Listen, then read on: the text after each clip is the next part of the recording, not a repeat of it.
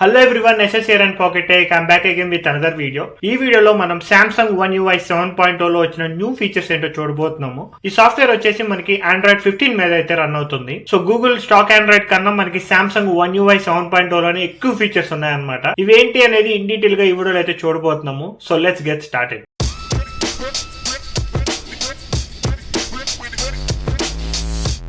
Let's start with home screen.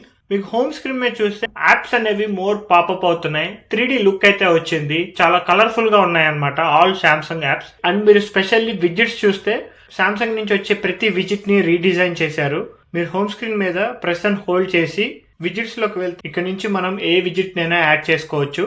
పైకి scroll చేసుకుంటే మనకి ప్రతి ఒక్క యాప్ విజిట్స్ అనేవి కనిపిస్తాయి. ఇక్కడ చూస్తే మీరు బ్యాటరీ విజిట్ చూసినా, క్యాలెండర్ విజిట్ చూసినా మొత్తం మనకి రీడిజైన్ అయిపోయి ఉంటాయి. ఈ క్యాలెండర్ విజిట్ లో అయితే న్యూ ఫీచర్స్ ని యాడ్ చేశారు. ఫర్ ఎగ్జాంపుల్ ఇక్కడ క్యాలెండర్ యాప్ యాడ్ చేస్తే మనకి బ్యాక్గ్రౌండ్ లో మనకి ఒక ఇమేజ్ ని సెలెక్ట్ చేసుకోవచ్చు. అట్ ద సేమ్ టైం ఇక్కడ స్టార్ట్ కౌంట్ డౌన్ అని ఉంటుంది.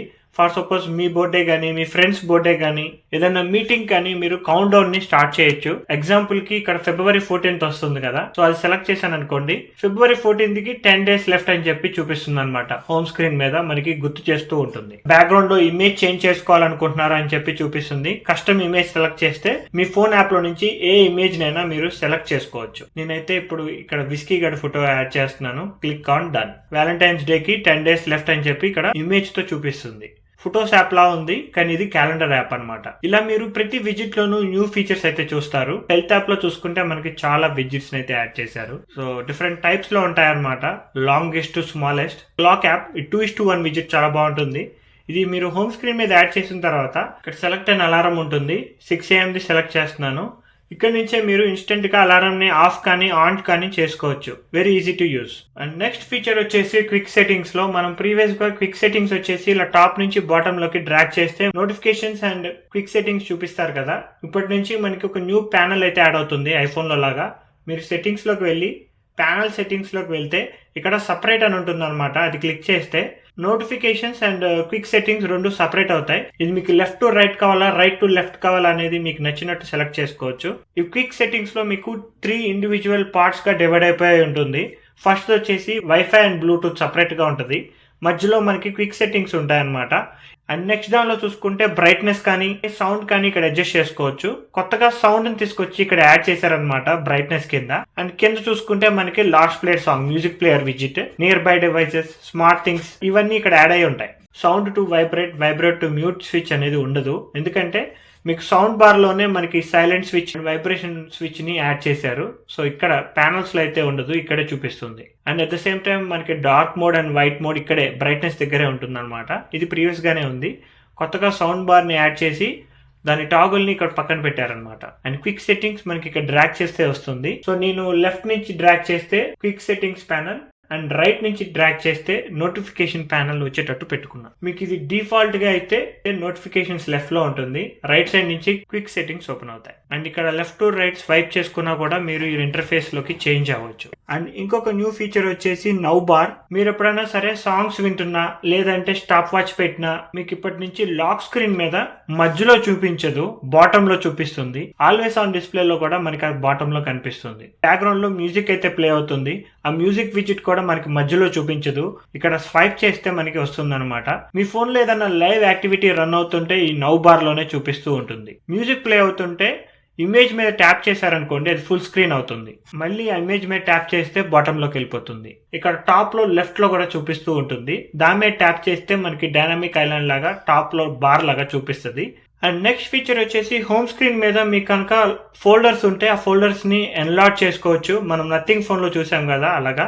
అండ్ యాప్ డ్రా లోకి వెళ్తే మీకు ఇక్కడ సెర్చ్ ఆప్షన్ అనేది బాటమ్ లో ఇచ్చారు.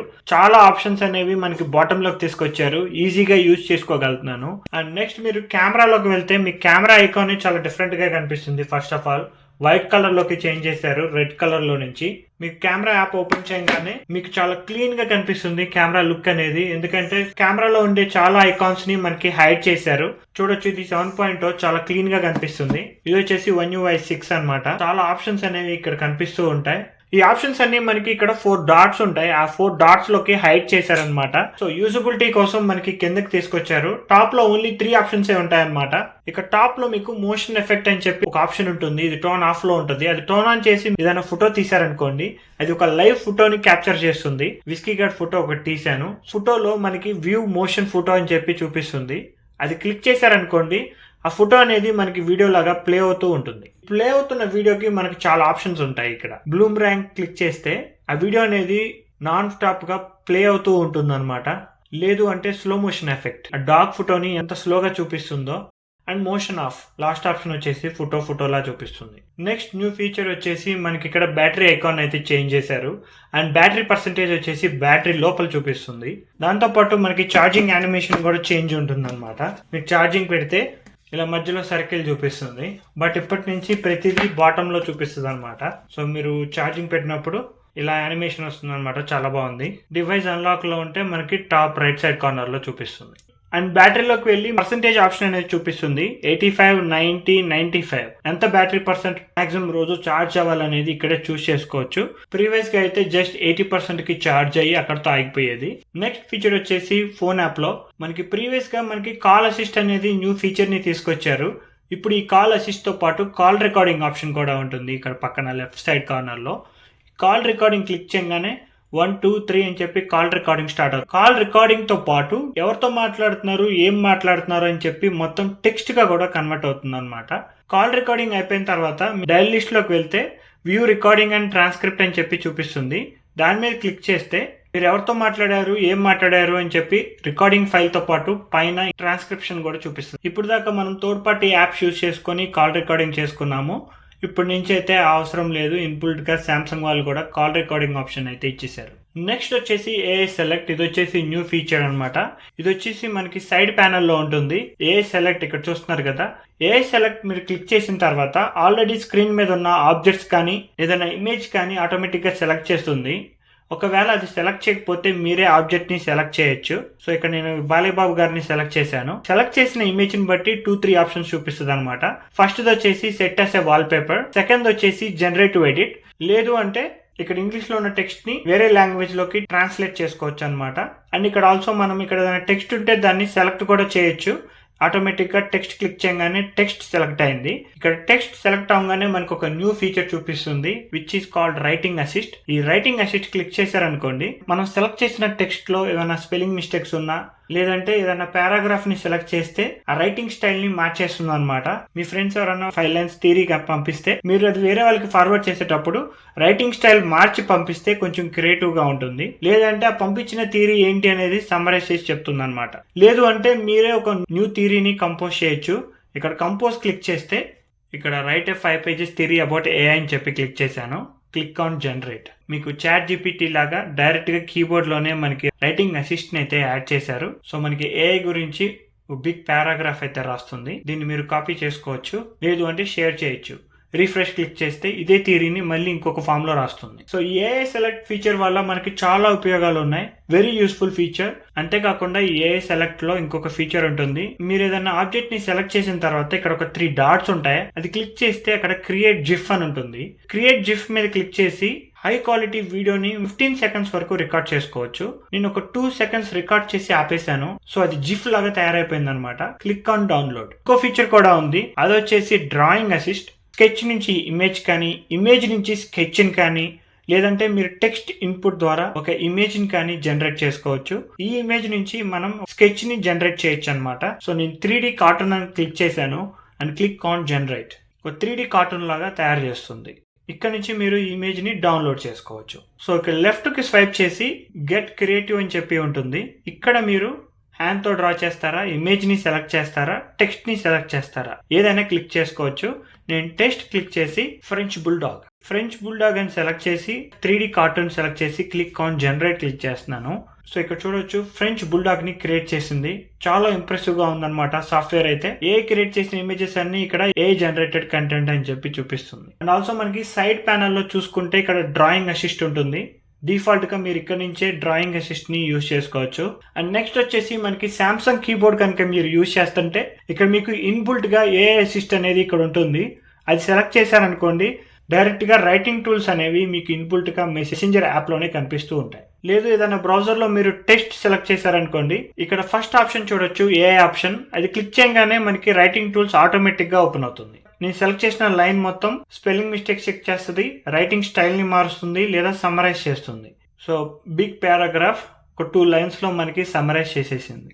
ఈ రైటింగ్ టూల్స్ ఫీచర్ కానీ లేదంటే చాట్ అసిస్ట్ కానీ సామ్సంగ్ కీబోర్డ్ లోనే కాదు అండ్ మెసేజెస్ యాప్ లోనే కాదు, వాట్సాప్ కానీ ఎక్కడైనా యూజ్ చేసుకోవచ్చు. అండ్ ఈవెన్ మీకు వాట్సాప్ లో అయితే చాట్ ట్రాన్స్లేషన్ కూడా ఉంటుంది. సో ఇక్కడ ఆల్రెడీ ఇంగ్లీష్ ఉంది. సో ఇంగ్లీష్ ని నేను స్పానిష్ లోకి కన్వర్ట్ చేయాలని ట్రై చేస్తున్నాను. సో స్పానిష్ క్లిక్ చేయగానే చూడొచ్చు రీచ్ అనే వర్డ్ కి స్పానిష్ లోకి చేంజ్ అయిపోయింది. మీ టూ బ్రో అన్న దానికి స్పానిష్ లోకి చేంజ్ అయిపోయింది. ఇలా మీరు చాట్ ట్రాన్స్లేషన్ కూడా యూజ్ చేయొచ్చు. అండ్ నెక్స్ట్ ఫీచర్ వచ్చేసి కొత్తగా రిలీజ్ చేసింది బ్రీఫింగ్. మార్నింగ్ బ్రీఫ్ అని చెప్పి, ఈవినింగ్ వచ్చేసి ఈవినింగ్ బ్రీఫ్, ఆఫ్టర్నూన్ బ్రీఫ్ అని చెప్పి ఇంపార్టెంట్ నోటిఫికేషన్స్ అన్ని దీంట్లో చూపిస్తుంది. ఇది లాక్ స్క్రీన్ మీద చూపిస్తుంది అనమాట. ఇక్కడ బాటమ్ లో ఈ స్లోగా మనకి పర్సనల్ డేటాను కూడా ట్రాక్ చేస్తుంది.